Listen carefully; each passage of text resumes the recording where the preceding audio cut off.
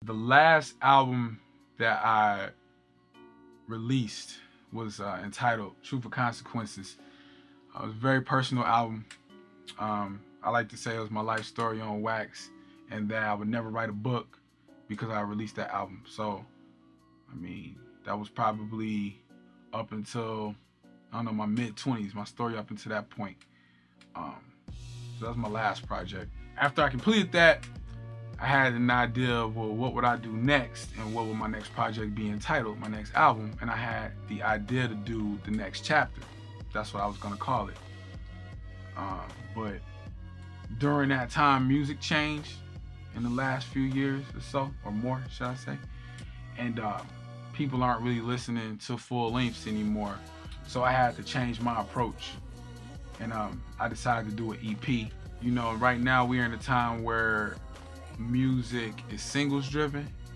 People are really focusing on the single, and the type of artist that I am creatively, I would never be the kind of guy that could just focus in on singles. I need to have an overall story that I'm trying to tell. So I figured I could definitely do an EP and shorten it for the listener, since the attention span has changed in the average fan. But it would just be more like a mini album. That's something I could rock with and do. With the next chapter idea and deciding to switch it to an EP, I had the title of the EP, and I decided on the cost of living. It came to me because some years back I heard that phrase in terms of economics, but I wanted to turn that on its head and think about, well, what about the economics of life? You know, what about the economics of life and the cost of living this life? You know what I mean? The price that we pay to get up every day and live, just being a human being, you know, and in my case, being a man.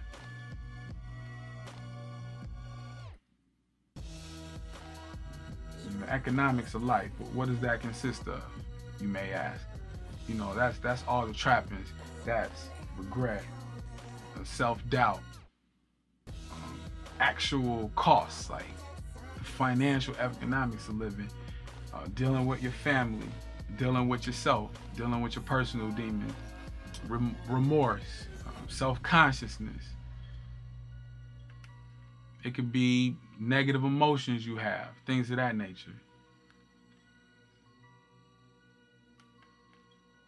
But toward the end, upon its completion, the story shaped itself, and it really just became about the attitude toward life. So that's the final story that I told with this project. The cost of living is about the attitude toward life, your attitude toward living.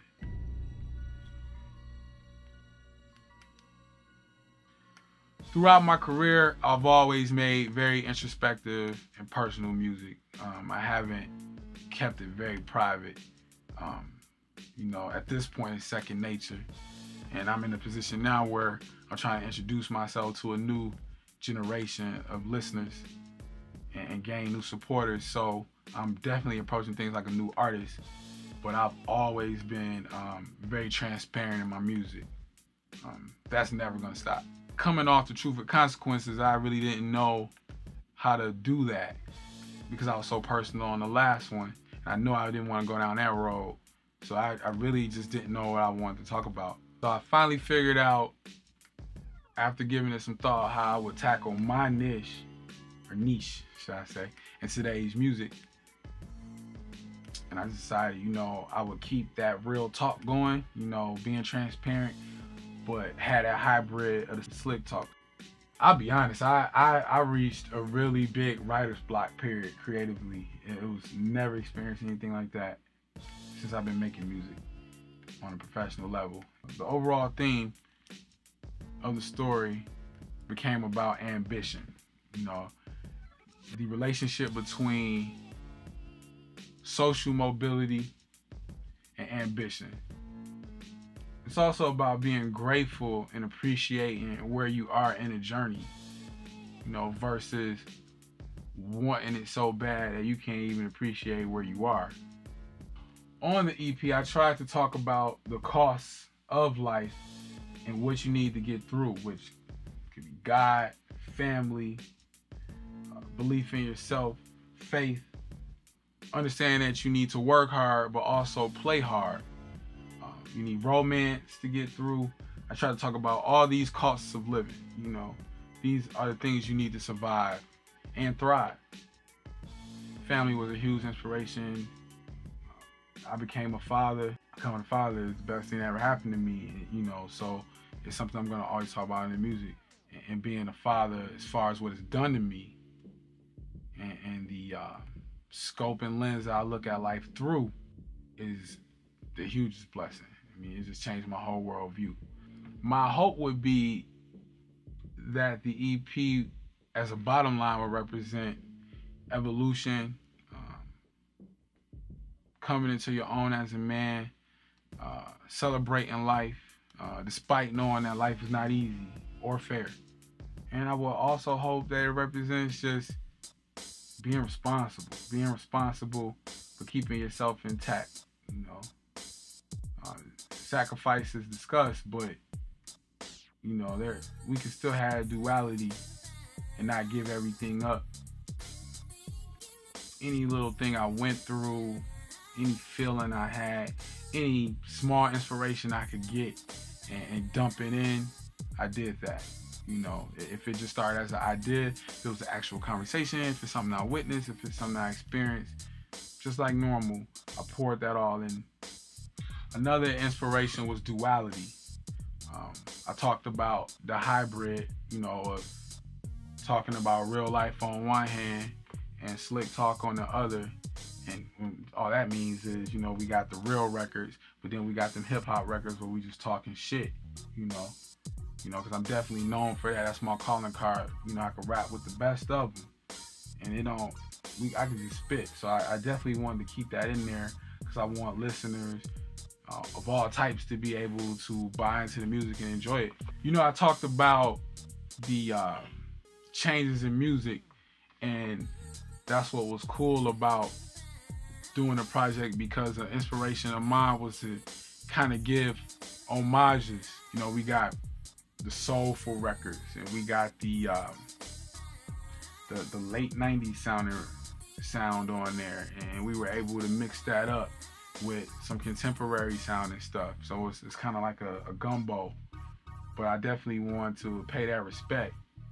The duality piece also comes into play with having that yin and yang, you know, just capturing different emotions. Or you might have you got a banger playing, you know, and I take you to that place emotionally, and then I take you somewhere else when you hear Searching for My record, you know, which it has a Marvin Gaye clip on there. You know, how did I miss him? Marvin Gaye was a huge, he's always been a huge musical inspiration of mine, but he was huge on this one. You know, I was listening to a lot of Marvin, trying to just, you know, channel him into pouring my life into my music. You know, that's my calling card. It's classic. It's give you that classic sound.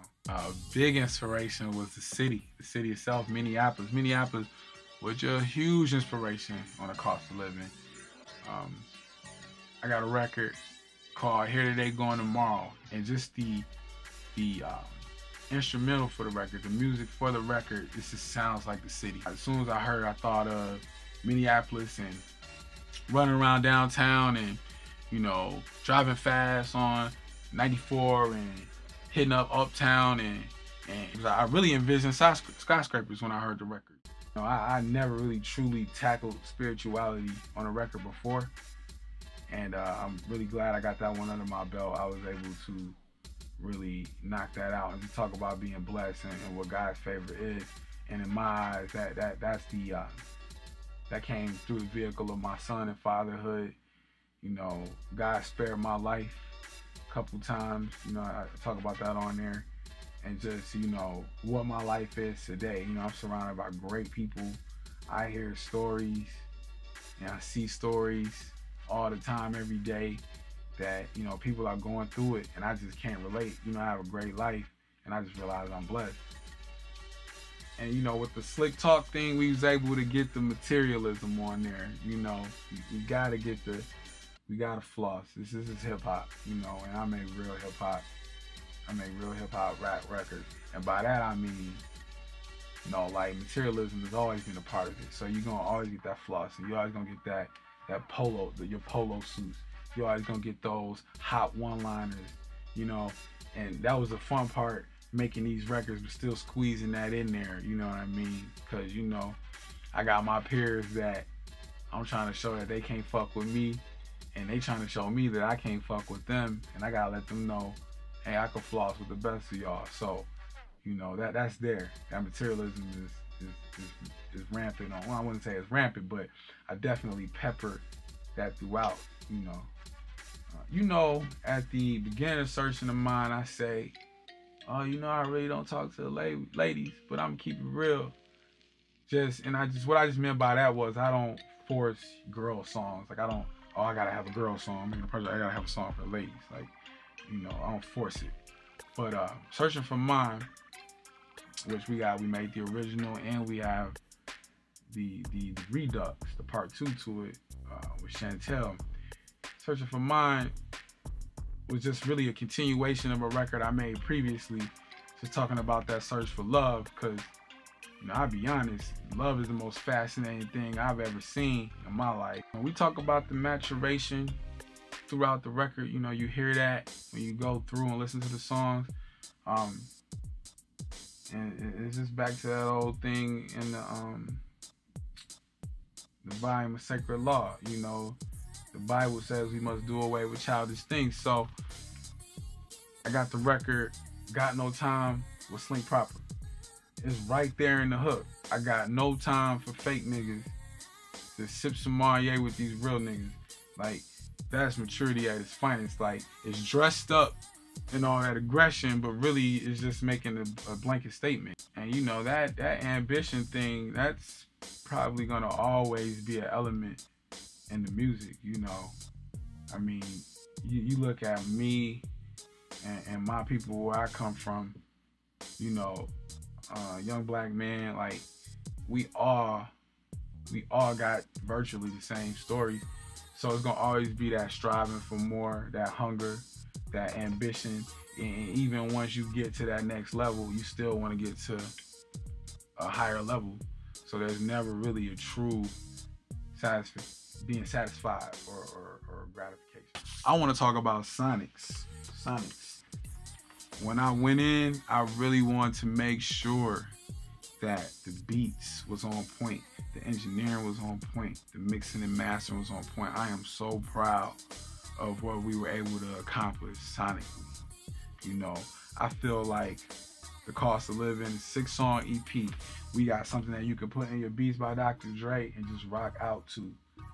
You know, you got a nice system. However you listen to your music, like, any medium, it's perfect to just put it in and let it play. That was so important to me.